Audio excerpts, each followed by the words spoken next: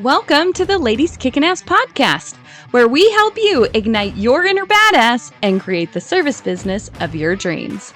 I'm your host, Tanya Wilson, and together we'll dive into inspiring stories and expert coaching to set your journey on fire. Let's dive in.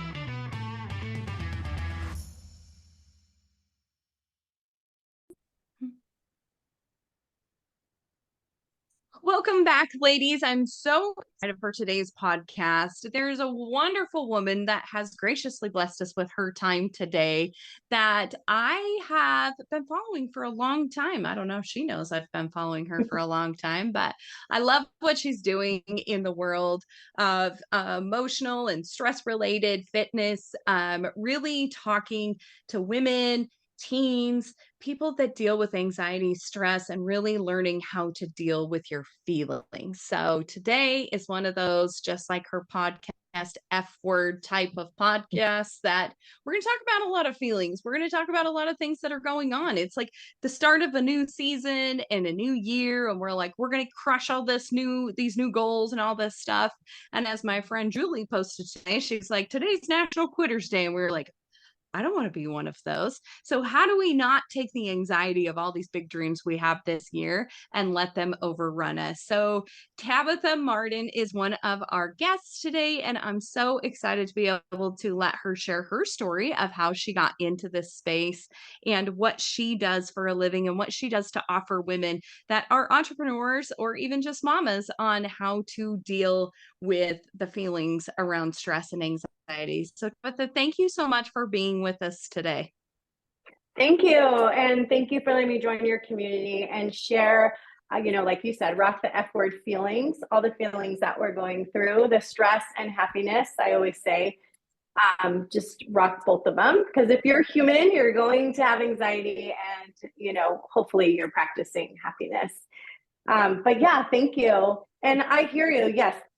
Today I just hosted a Wellness Babes community, and that came up. We did vision boards today, and a lot of women already have set their New Year's goals, and they already have not the goals that they set. They feel like they haven't achieved it or even set out to do what they promised themselves they were going to do. So they had a lot of anxiety around that. So we really worked on setting expectations that are more realistic, more meaningful and purposeful on what we want to achieve and how to do that. So I love to support you on that too. Excellent. And many women, if you are one of those high achieving women, you've got your pretty vision board. I have mine hanging over here. You've picked your word of the year. You're gung ho, you're ready to rock and roll. And then you kind of look at it, and because it's not all broken down, it's just kind of a jumble on a board. You're like, oh shit. Like, when am I going to have the time? When am I going to do this? When am I going to do this? And really what we'd love to talk about today is breaking all of that stuff down and making sure that you're not overwhelming yourself with those big goals and big dreams. Because if anxiety and stress kicks in so much that it starts, sabotaging your health or your mental wellness, it's completely defeating the purpose of why you made that vision board in the first place.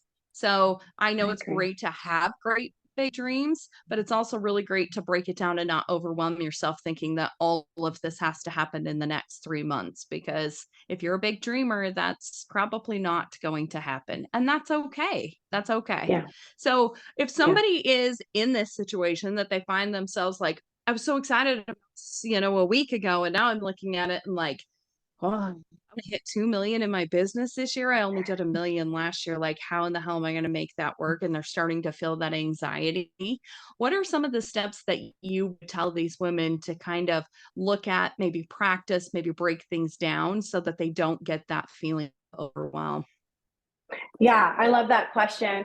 I always start with, writing it down, have it on your vision board, and then just really, I like to do meditations and visualization practices. So if that is my goal, it's really just creating that identity, what I look like, even what I'm wearing. I use the 5 senses. So it's really in visualizing, like, what are the habits that woman is doing to achieve that goal. And I get really clear on that. And is that identity something that's realistic for me? You know, like I have 4 kids and a grandbaby. So someone that, if that identity requires me to travel all the time or do things that in that way, I can't do that. And I don't want to do that. I don't want to be, you know, away from my family like that.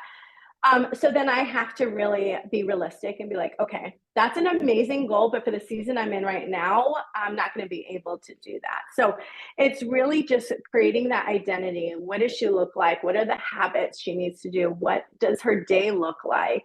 And then be that person, but really get clear on what that looks like. So that's number one.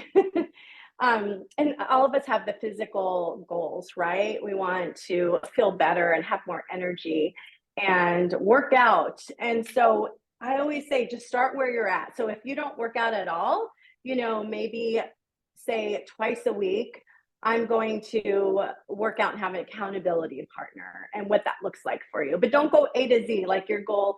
I had a woman who's like, my goal is going to go to the gym 5 times a week, you know, and sign up for these classes. And that might not be realistic because you get sick or your kids are sick or your business, you know, something happens. So just start baby steps and gradually move up from there. That's huge. And putting stuff on a calendar too. I think a lot of times we have big dreams and goals. And I was listening to a podcast this morning and they said, where does that live on your calendar?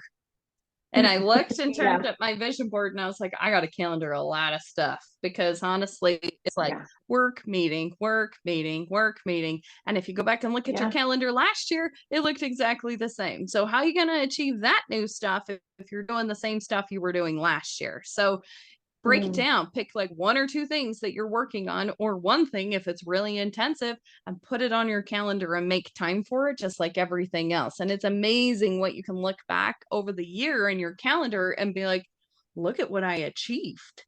Even showing up those, you know, little moments of stuff. I want to write a book. Great. So how many 30-minute slots this week are you going to sit down and think about what you're writing in your book? You know, you have to start somewhere. And really starting with the end in mind. What do you want it to look like, you know, and then work backwards from that, I think is something that helps me a lot with not getting burnt out or overwhelmed with things. It's just breaking them down into little things, putting them on the calendar. And then it's not someday I start this, it's Monday I start this. Yes, definitely. It needs to be in your calendar. We all have 24 hours in the day, but it's like, where are we spending our time? My calendar is actually broken down by hours. So it shows me where my time is and how I'm spending it. And I have to set boundaries. Like I have to set boundaries around how many hours I'm on social media. Because if I'm on it 4 hours a day, it's like, goodness, I gave birth in that amount of time. I ran a half marathon in that amount of time. Like, you know, you don't need to be on social media that amount of time. So I literally have to do time blocks for that and be realistic with my time. And so one of my goals was to do a podcast last year. And I did create Rock the F Word with Tabatha. And I did put like, I'm going to do 3 episodes a week. And I only did 1 episode. And I just gave myself grace because I looked at my calendar and all the other things I was doing. And I was like, I still started. I still accomplished that goal, but it wasn't the 3 episodes a week, you know. So going into 2024, you know, it's not even 3 episodes, it's 2 episodes now because I know I was able to do 1 and now it's like, okay, I got to step up my game. So 2 feels still challenging, but not unrealistic. And it's not going to cause me more stress because I didn't do it.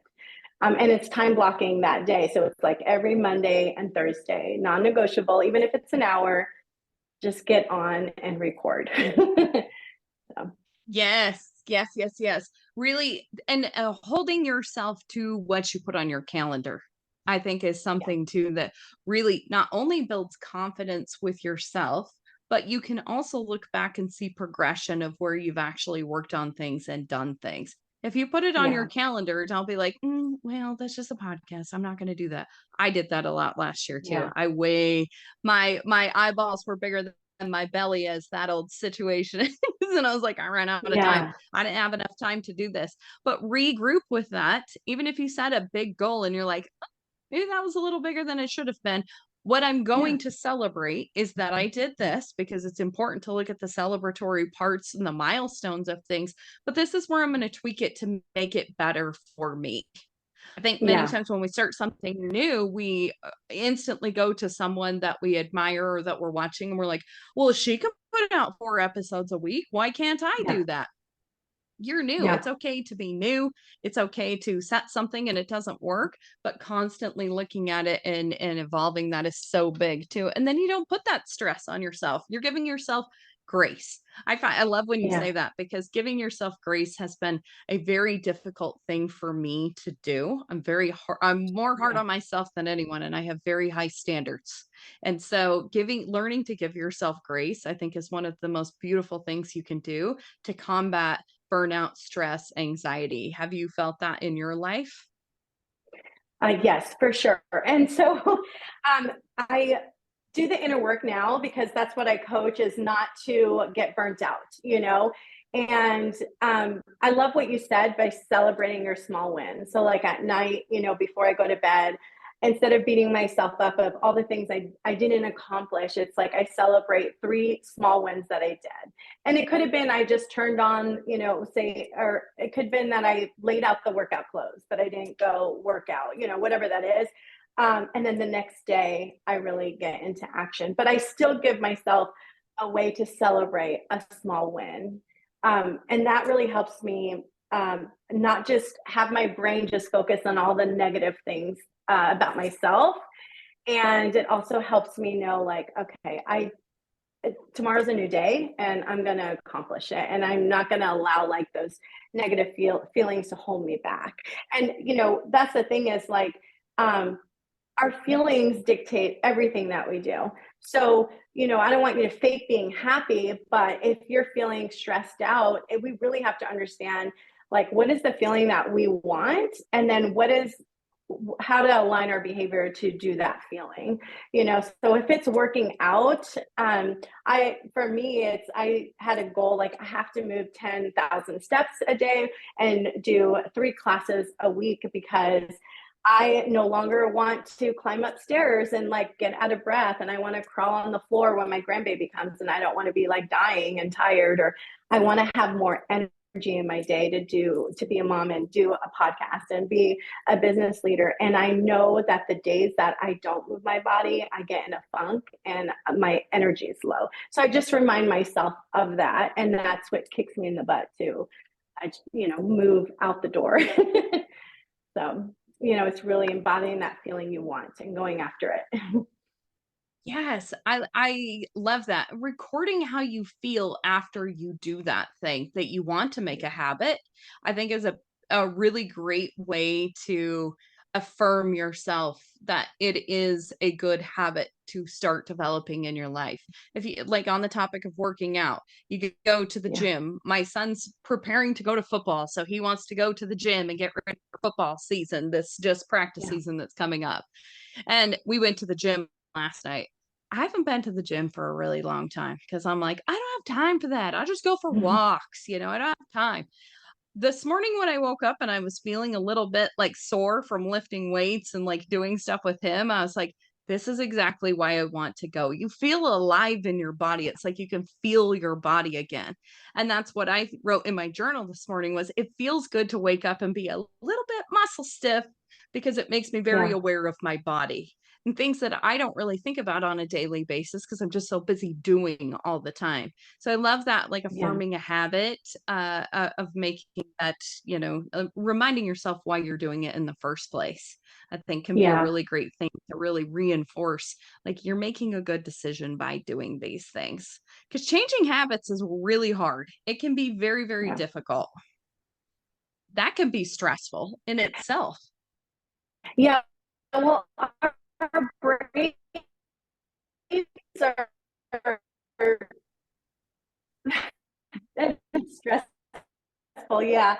And it's because it's really just to keep us safe. And so of it's like back in ancestor days, you know, our ancestors lived in caves and they had to protect themselves from danger, from dangerous animals. And they were always on the lookout, you know, to feed themselves and to survive. So our brains are designed to really scan for anything that's dangerous. And that's why little things that trigger us, we go into fight, we go into flight, we go into freeze and fawn response. So fight might be fighting your feelings, yelling, being physical. Fawn is when we're people pleasing, we don't speak our truth or know how to even set boundaries. And then flight, we're running away from our problems when things get stressful, and freeze, we procrastinate.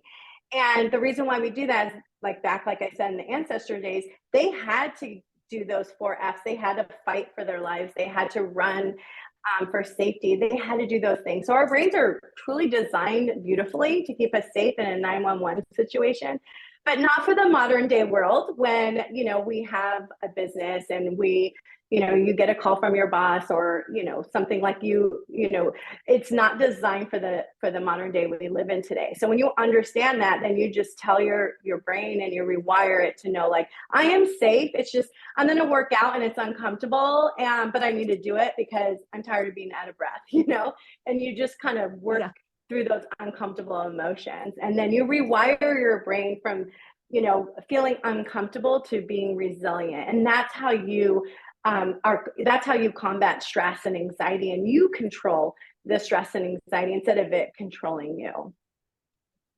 Yes. I have been reading, actually last year, I was dealing with enormous amounts of stress and anxiety with my business. We were having a hell of a time keeping people employed. Like, it was just like turnover like crazy out in our field and labor jobs and things. And it was just up and down and up and down. We'd be totally cruising and kicking ass. And then you're like, what happened? It just, this cycle just kept happening with stuff. And my stress and anxiety was just through the roof. And I would have like all these like emotional swings of like, what in the, like, this is just not me. I'm not like that. I'm a very genuinely happy person. It's like, what is happening with this? But I think we have to really look at stress too. And in doing a lot of research with this, I'm reading stress is not a problem. Stress is an alarm system that is telling you something is off. I think in today's world, stress is like, oh, you're really stressed out or you have anxiety with stuff. Well, just take a medicine for that, or just do, like cover this up with this, or, weed's really great for anxiety. I can't tell you how many people told me that, like, just smoke some weed, that'll calm your anxiety. And I'm like, great. But then when I'm not high again, it's going to come right back. Like, what is it that is causing the anxiety in the first place? That's not the solution I'm looking for. So thanks, but no thanks. I really want to figure out what is causing this. So when people are dealing with high levels of anxiety and stress, and they maybe talk to you about that, what are some practices or maybe some processes that you tell them to do to really identify what the stress triggers are and then what to do about them versus like, just go to the doctor and get on medication? Because we seem to think like people will line up to get the medication instead of lining up to change their life. So I'm really trying to push that side instead of what gets pushed in the mainstream. Yeah, well, a great question. The first thing I do with people is really help them name their emotions accurately. Like you mentioned, we're talking about stress and we're talking about anxiety. Well, those are two different feelings. So it's very important that we really learn to name our emotions. And there's over 3,000 emotion words, so it can be really confusing. But stress is truly when you have too much on your to-do list. And so the coping tool for stress is really just like brain dumping everything you have to do in the day, and then just, working on like your small task to your big task or your priority task. But you might have to delegate some things. You might have to, like I said, set some strong boundaries on how many hours you're on social media, whatever that looks like for you. But that's what causes a lot of stress, right? Or like work situations. And then anxiety is when we are living in our heads, in our past, or what if in the future? What if this? What if this? What if, whatever you're what ifing. And so that's exhausting. So our bodies are just, that's where you get burnout, and that's where you're really stressed. So the coping tool for anxiety is really to just kind of really focus on not what happened in the past, because we can't go back and we don't even know if we're living to tomorrow. So it's to really focus on what you can control today, and just really focusing on 3 action steps that you can only do today to, like you mentioned in your business. So, at least today you have some employees. So focus on what you can control today and what's going on today and not tomorrow. And that's going to help you soothe anxiety. And so naming your emotions accurately also calms the stress down by 80%, from you getting hijacked in those 4 F's that I talked about. So just naming it, because we feel safe when we know how we feel. We don't feel safe when we just say, oh, I have stress, I have anxiety, or I have this. So that makes you feel confident. Like, okay, now I know how I feel. And then now what?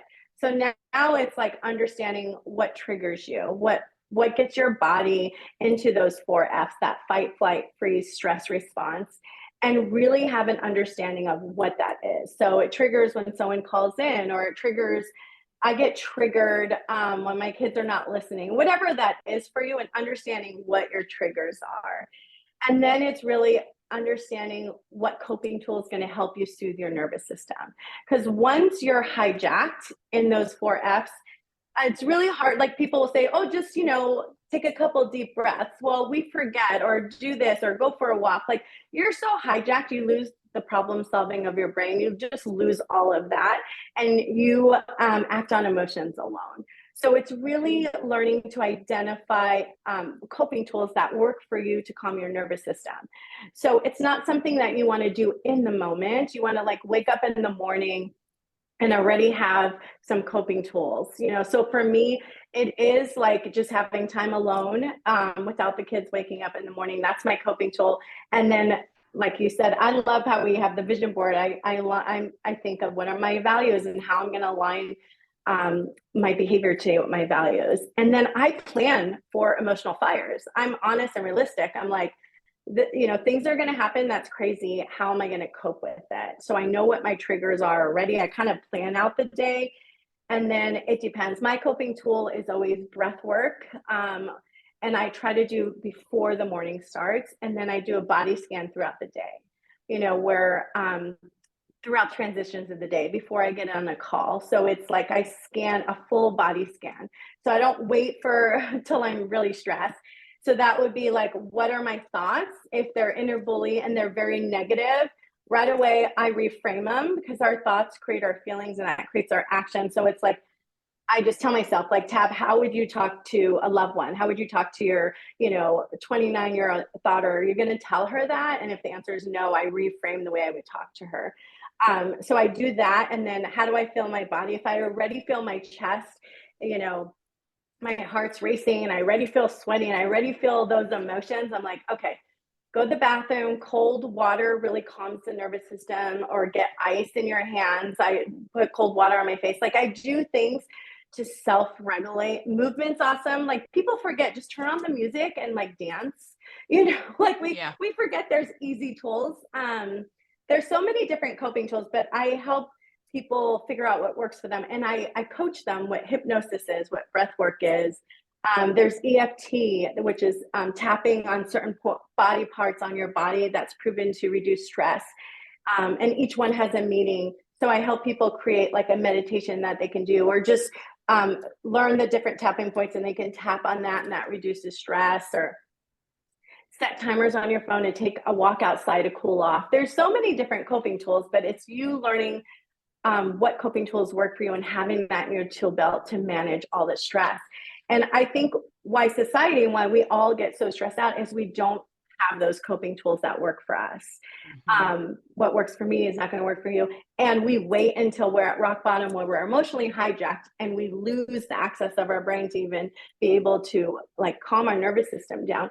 And so it's really practicing it daily, and then knowing, okay, when I feel anxious, I'm going to just go outside and, just walk 5 minutes, or I'm going to put my favorite song on, or I'm going to go to the bathroom, put cold water on my face, or I'm going to just put the music on and just shake it out, or scream in a pillow, whatever, but already know what you're going to do. Does that make sense? Yes, it's so good. And thank you for all of those examples, because different things are help cope with better stuff. I love that you said Yeah. scream in a pillow, because sometimes I just do that in my car. Yeah. Or just I'm scream in like, your I car. need a I think minute. that's the best thing. Yeah. And that's Oh, okay. yes. Like, it doesn't have to be this zen, quiet, beautiful thing, you know? It could be just screaming it out, punching it out. I remember for my son, we got him a punching bag and, you know, to work out, but also it's just a great anger outlet, you know? So it could be Yep. anything. And that's what I help people do. I create, it's called Emotional Freedom Toolbox. And I help them create their own emotional toolbox. So it's like, when I feel anxious, I will. And when I feel sad, I will, you know, call my funny friend or watch my funny video. Like, I help them really get clear on how their normal 10 emotions that they feel for the week, and then what is the coping tool that they're going to do. And it rewires your brain to get out of that victim mindset and into like where you are in control of your emotions. And so I just automatically say that, Tab, when I'm anxious, I will. And then that's the coping tool I will use. And I just keep practicing that over and over and over. Because habits take like 90 days to master. It just takes 30 days just to get your brain to say, this sucks, I don't want to do it anymore. And then it takes 60 days to be like, okay, I got it. And then 90 days, it just becomes your identity. So it's not overnight. And that's why we need to really get clear on what are our triggers, what are our coping tools, and just keep practicing that, rinse and repeat, and then it gets easier. Yes. I love that. I would challenge anybody that's listening to this to do that. Like, sit down. Yeah. What are these emotions that keep showing up for you, and how are you Yeah. going to deal with them? I'm a big fan of the punching bag too. I have one in my garage. It was a godsend for me. I discovered kickboxing when I was going through my divorce. It was the best shape I've ever been in my life, so that was a plus. But it was just such a great outlet. Some people just have those kinds of personalities. Some people are able to sit and meditate, and that's great for them. Some people find breath work, and I've found some great stuff in breath work. But for me to just like zen out and meditate, I got a 9 million things going on in my head. But I can go out and hit that punching bag, and it feels like I'm a brand new person afterwards. So I love that you brought that up, because it's not always just sitting in quietness. Sometimes you gotta fucking scream. Sometimes you need to go punch the bag. Sometimes you need to get it out. I think if you have, you know, that kind of personality, it's a really great thing. It's been a great tool for my son too, that was dealing with a lot of anger issues of like, why would you have him go do that? Because that's what he needs to get that physical stress release. And like, he's so proud of himself after it's over, and it just like turns a different shift. So really explore those. I would really encourage everyone to explore those. Sometimes it's the loud music that you just got to jam out to. Just jam out. I love it. You know, I got certified in goddess yoga, and it's yoga inspired, but it's all movement. So we do belly dancing, we do some central movement, we move our shoulders, because with belly dancing, all the stress we keep is in our hips. So when you belly dance and you're moving your hips, it releases all that stress out of your body. And then we do a lot of moving our shoulders, because we keep so much stress in our shoulders. Just if you go like this, you probably feel tense. So I put the music on, and we just like move our shoulders, and we do like a heart chakra practice too, because as women, we pour so much into everyone else, right? Our clients, our kids, but not so much in ourselves. So we do somatic practices where we're open up our chakras, so we can pour the same love in ourselves. So it's all about movement, because stress and anxiety is not meant to stay in our body. We got to move it out. So whatever that looks like for you, do it. And sometimes I'll just put the music on and I just shake my body for like 2 minutes, and I just like, you know, shake everywhere. And then I'm like, whew, I feel calm, and it feels great. And then I'm like ready to start the next roller coaster, whatever that looks like in my day. So, you know, it's like 2 minutes. It doesn't have to be this like 10-minute thing. So yeah, it's just creating a toolbox for you. And I have a free guide of 18 coping tools, and that you can try, and as well as a way that you can create your emotional freedom toolbox. Beautiful. Is that on your website? Yes, cool. And I'll send you the link, but it's pretty powerful. And then you can try these 18 different coping tools and see what works for you. That's the thing. I want you to really find out what works for you. Like you said, the punching bag works for you, and that's great. You know, whatever. Music sometimes is the most therapeutic thing for some people. Walking, you know, screaming, whatever that looks like for you.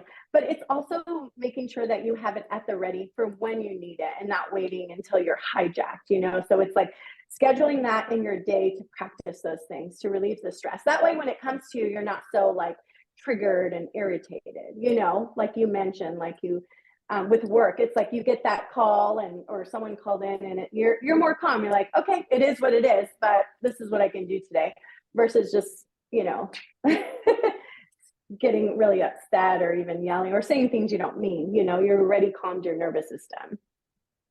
Yes. A lot of us need that practice too in our relationships with our husbands or Yeah. spouse, you know, or partners of sometimes they just say shit that pisses you off. And then you're Yeah. just quick to like, how dare you, you know, Yeah. those little things that you identifying and spending time with yourself and identifying those things to where if you know that he triggers you doing some things, like how do you Yeah. react in that? And it's not just moment, you know, moment to moment of like, how many times to get into an argument with somebody and you're like, maybe shouldn't have said Yes. that. Maybe shouldn't have engaged in that. Or you get mad at yourself Yeah. afterwards because you didn't have the tools handy for you to handle that in real time like you do if you actually spend some work on this. I think really Yeah.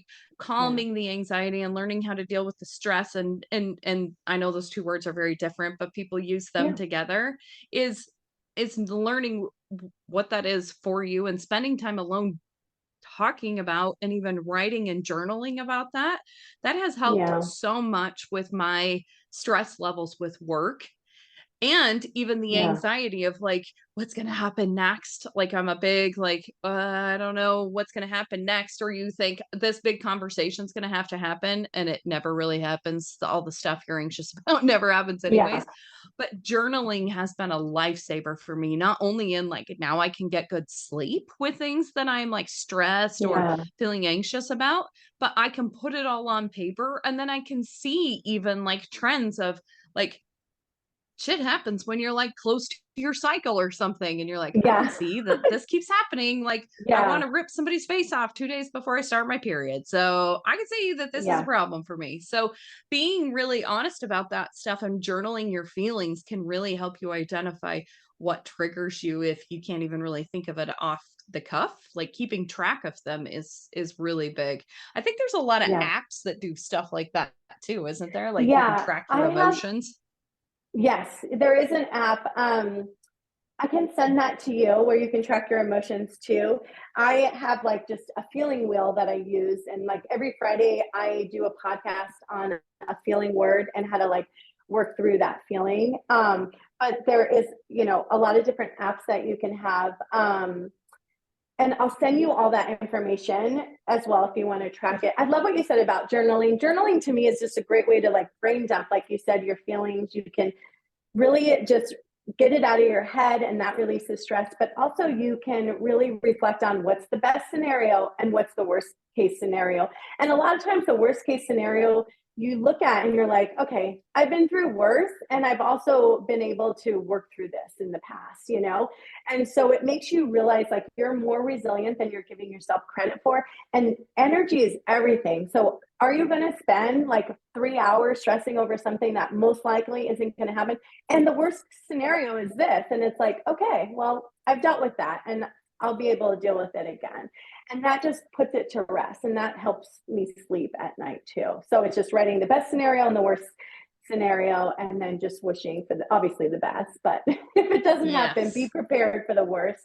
But I do like what you said on as far as I journaling think and that old, yeah, yeah, I think the old saying of like live in your head, you're dead, Fred, or whatever that saying yes, is like it really is a true thing because we play so many different weird ass scenarios in our heads that are never going yeah, to happen. I mean, like yeah.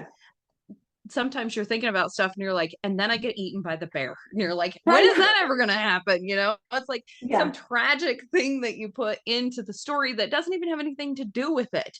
It's kind of yeah, depending upon where you're at, you know, emotionally with things and where your mindset is at. I think for me too, a great thing I'd love to share with everybody is really having some form of mindset practice in the yeah, morning that sets you up for a good day. I I do stuff with Brendon Burchard's Growth Day. He does like a daily fire every morning that's just anywhere from like 5 minutes to, sometimes up to an hour, but it's a great thing. I turn it on while I'm getting ready in the morning, and it just gives me a positive mindset of things. Sometimes we wake up and we've got all the shit in our minds of things that we didn't handle yesterday or things we're dreading about doing the next day.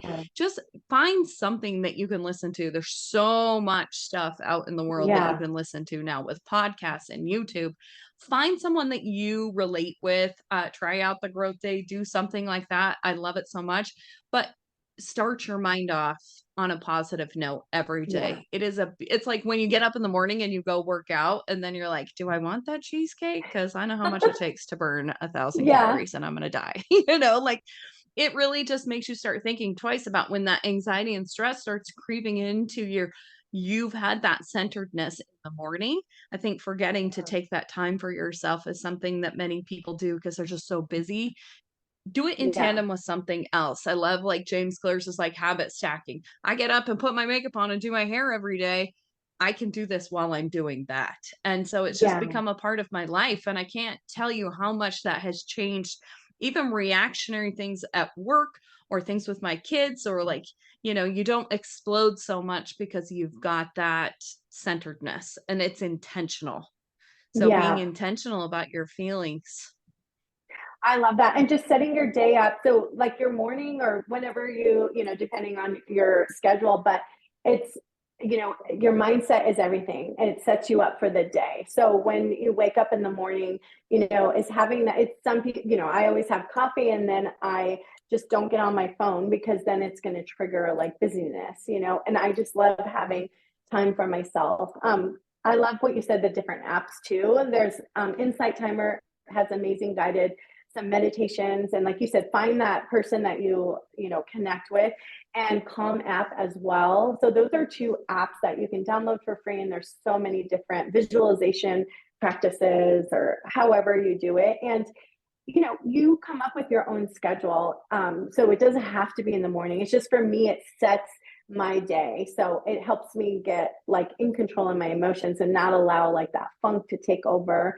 And sometimes I need to be in a funk and I'll say, okay, Tab, you have an hour to stay in this, but you are in control. You got to do what you need to do, after an hour. So I love using, when and then statements. So when I feel this way, then I will do this, so that kind of helps me. Or when I'm done with this, then I will do this. And that will help me also move those emotions out. So. Oh, that's great. I need to incorporate that. And it just wires your brain to do that problem solving mindset versus like, staying in those negative emotions. So. Yes. Well, this has been an incredible conversation. And I know that, we're just 2 women sitting here having the conversation about it. And it's, we both deal with this stuff. Everybody in the world deals with this stuff. I look at my teenage kids now, and I know a lot of times people say like, oh, well, they can just look stuff up on the internet. They got things so easy. This life that they are living is not easy. I'm so glad I grew up before there were cell phones and people videoing everything and all of this crazy shit that's happening in the world. Like, we really need to listen to and be attentive. I know a lot of times people are like, oh, teenagers and their feelings. It's important. Feelings are important at any stage, whether they're 2 having a tantrum or they're 16 and having a tantrum. There's reasons behind those things, and making sure that everyone feel safe so that they know that their feelings are validated. Because I grew up, I don't know about you, but we kind of grew up in a time where like kids were seen and not heard, and nobody really cared about a kid's feelings. It was just like the parents dictated everything. Lots of kids are going through a lot of stuff right now, and you hear and you see all of these suicide rates, and there was like a suicide at my stepdaughter's school this year, and all this tragic stuff that's been happening with this poor kid that got beat up in Gilbert. And it's just like, what the hell is happening? And I think a lot of it is like these kids just feel so alone, because feelings just tend to be, like, okay, deal with it. There's sometimes you just need to sit down and talk and, really be aware of how the people that you love around you feel. and spreading that positivity and that kindness, and reaching out to people you haven't heard from for a long time. I know I see a post a lot of time that's like, check on your strong friend. And it's true, like how many times do people be like, oh, she's got her stuff together and she's over there like dying inside because she doesn't want to ask for help. Don't allow that to become you.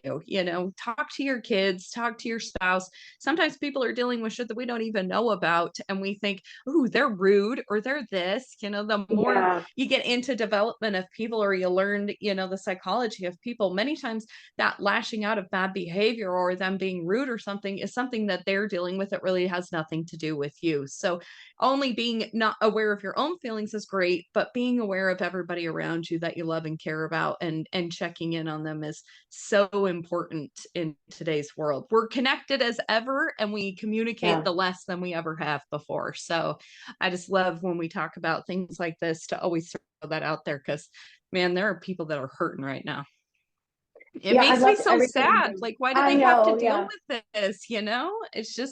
It's so sad to see like what these kids are dealing with, or like listening to like my stepson is 7, and he's like, I'm so stressed out today. I'm like, I didn't even know that word at 7 years old, but they hear it so much. So it's really like our language that we give to, and not, pushing that onto our kids, but also when they say those things, understanding why they feel that way is just so important. I love that you mentioned that. And I know that you work with teens doing that.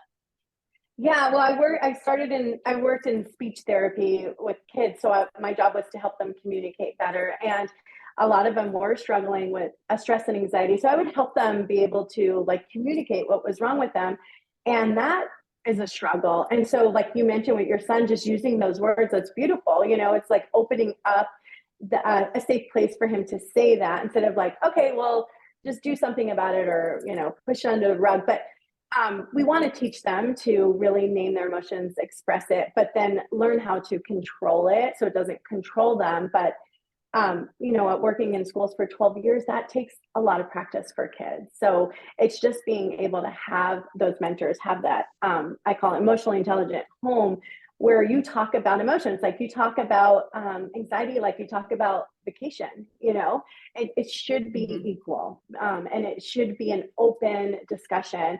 And it's almost like it should be where everyone experiences anxiety and we explain that to them. But it's when it controls you, where it impacts you from not wanting to leave the house, or going to school, or going to social events, or talking to other people. Well, that's when we have to do something else about it. But I know I ended up leaving schools to do trainings for schools to teach teachers how to do social emotional learning. And then my son, transitioning from 8th grade to high school, started having anxiety attacks. And that kind of rocked my world. Like you said, I was really worried. I was like, okay, wait, this feeling, is it going to control him?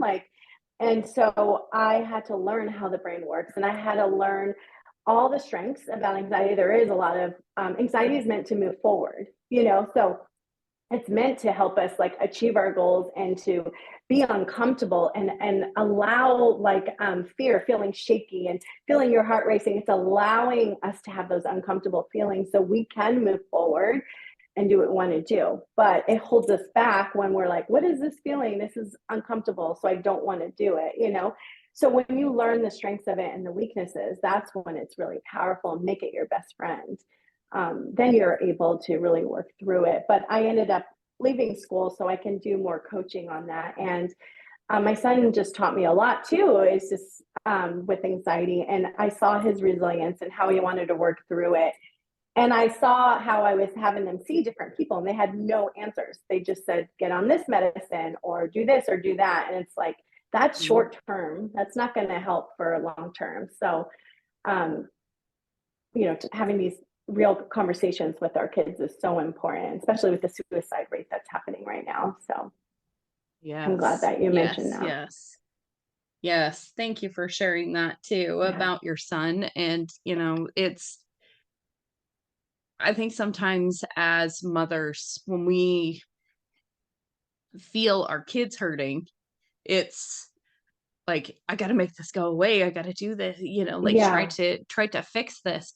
It's so incredibly important to with them, because we can't just Yeah. make everything go away, but them knowing that we have, their back all the time and that we're there to support them.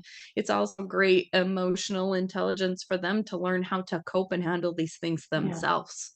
So we just really have Yeah. to bring that. I love that you say, openness of being able to discuss these things. Like, if you're dealing, my son had a lot of anger issues, a lot, from when he was very young. Yeah. He couldn't speak for a long time. He had some ears issues and he just got behind with Yeah. everybody.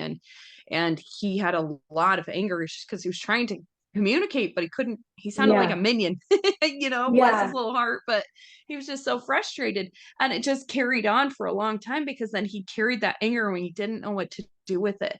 And it's Yeah. really just a matter of, like, for him, it's sitting down with him and being eye to eye contact and having Yeah. conversations and getting off the freaking video games for long periods of time. And Yeah. the physical activity of that is an outlet for that anger. And it's just, we try to, sometimes we don't want to be like, oh, well, my kid's got this going on or this going on, as if it Mm-hmm. makes you look like a bad mom or something like that. It's not. There's such a supportive community of people that are out there, both Yes. in schools, which I've been so thankful for, but even doing your own research and being able to help provide a really emotionally safe place for them to be at is really Yeah. cool. And I I love that they teach the stuff in schools now too, because, man, they never talked Yeah. about any of this stuff when we were kids. It was just like, buck No, up, quit being such a baby. And I it's so agree much with more than you. that.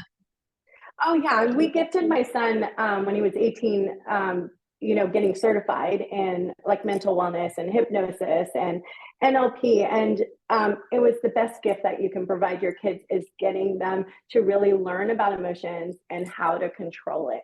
And most people gift their kids going to Hawaii or this big trip, and it's like, no, we gifted him personal development that's going to help him be able to serve, to thrive in life. And so I think that was the best gift that we provided our son, and now he's mentoring athletes, and he's 21 now, and he's able to mentor athletes with different things. So you opening that up and being able to support them, it's just amazing. I think more people really need to really talk about emotions and learn those outlets, like you said with your son.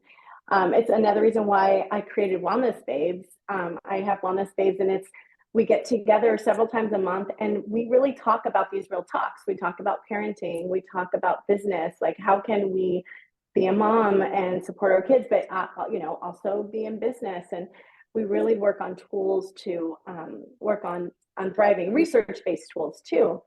And I think we need to get plugged into these communities that are really wanting to not be stuck in that negative energy, and just really moving up. I always say the anxiety ladder, like the ladder that you want to move up, and being surrounded with community is so helpful. And for kids too, which is hard for them to find that connection group, but they can through different sport groups or different groups, or even the gym. Like, I think that's like an amazing outlet for kids. So Yes. Yes, yes, yes. Well, this has been such a wonderful conversation. Thank you so much for going there with the kids and stuff too, because yeah, if you're a mom that's struggling with things like that, I know that can be a very, very, very stressful place for you to live at yeah, too. But there's so much help and so much support, and we just really have to ask. And I know for a yeah, lot of high achieving women that are working and building businesses and doing all this stuff, you're like, I'll just yeah, figure it out and I'll do it myself. But there's so many yeah, women out there that want to support you and your beautiful community of wellness babes, and there's plenty of them out there that want to help you just be the best version of you. So definitely reach out and ask for help. I've recorded 3 podcasts today and it has all ended on asking for help. I think the universe is yeah. telling me something today, Yes, which is such yeah. a beautiful thing to hear. So, Tabitha, if people want to connect with you, learn more about Wellness Babes or Rock the F Word Pass podcast, where do they find you at? Well, my website is tabathamarden.com, but I'm mainly on Instagram at Tab Marden. So you can find all my resources there, and I have all the links to like free guides. And then you can listen to the podcast anywhere you listen to podcasts on. And so those are my main social media links. Thank you so much for having me Awesome. on today, though. Absolutely. Absolutely. Thank you for your time. This truly has been a gift to everybody to have this conversation today. I will put links to all of that stuff in the show notes too, so it makes it nice and easy for people to find you. But at the end of every podcast, Tabitha, I always ask everyone this question. I think it's very fascinating with different lines of work that we're all in. We're all service-based entrepreneurs, and we're trying to make the world a better place with all these, services that we're doing out there. But there are different seasons and reasons for the way that we do things. And so when you hear the phrase ladies kicking ass, what does that mean to you in your life? That means for me is alignment, getting aligned with what you really want to achieve and going after it, no matter what it takes. Bring the anxiety with you, bring the stress with you, but don't allow it to hold you back from kicking ass. That's beautiful. Yep, you got to keep going no matter what. And there's plenty of tools out here, and you're a beautiful example of what is available for people if they're really looking to dive deep into this and really work on that this year. So thank you so much for your time, Tabatha. And until next time, keep kicking ass. Yeah.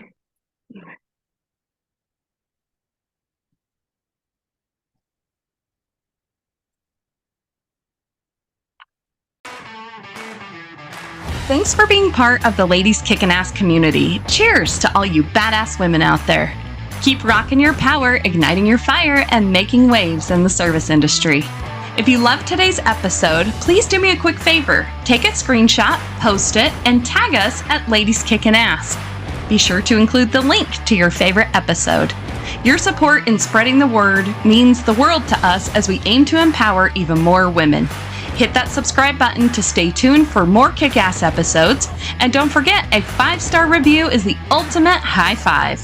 Connect with us on social media. All the links are in the show notes. Thank you for being part of our tribe. Now go kick some serious ass, lady.